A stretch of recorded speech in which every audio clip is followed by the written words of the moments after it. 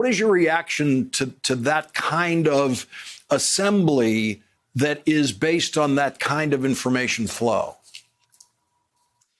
Yeah, Lawrence, well, watching your tee up here, it's really troubling, right? Because we're living in an era where 3 billion people's thoughts are now jacked into this digital information system that is shaping what all of us are thinking and believing. Like, is there violence on the streets of Oregon right now? Well, how would I know? I'm looking through the binoculars of social media, and whether I get a news feed on the left or on the right that tells me here's infinite evidence of violence, or here's no evidence of violence, or, you know, here's evidence of voter fraud. If you're in one news feed, you get this micro reality of more evidence of voter fraud, more evidence of voter fraud. And if you're in another news feed, you see that each one of those cases is being dismissed.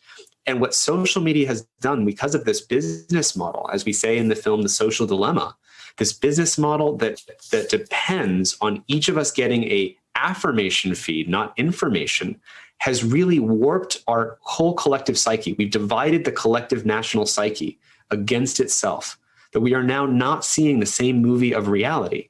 You know, if you have this talk of there's a coup going on, well, right now that language, there's a coup, the left sees it as President Trump is actually staging a coup by trying to reject the results of the election and incite his base. And the right sees it as the results of the election are invalid. I believe the current stat is that 70% of Republicans currently believe the election is not valid. And depending not on having seen the same information, but depending on the fact that we've seen different information.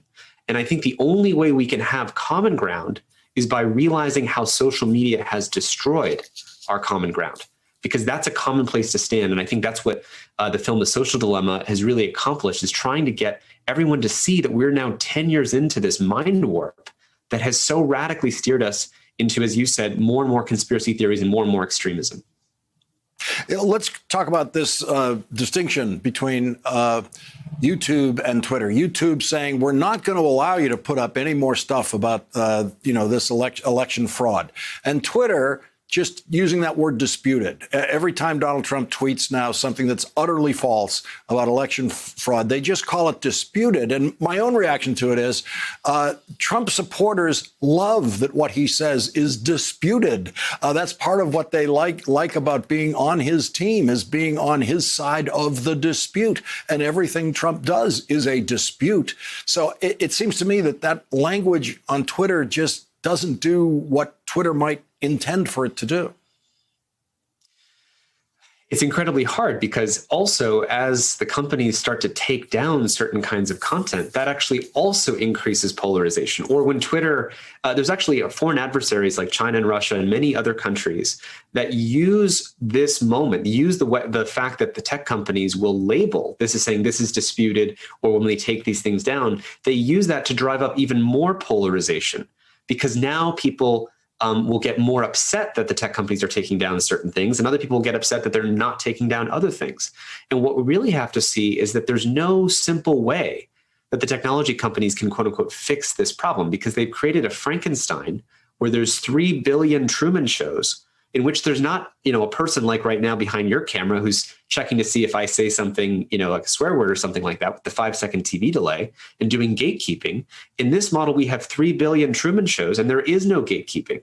So yes, Twitter may try to flag one thing here, but they'll get, for every one thing they flag maybe correctly, they may accidentally take down, let's say, 100 counts that didn't deserve to be taken down.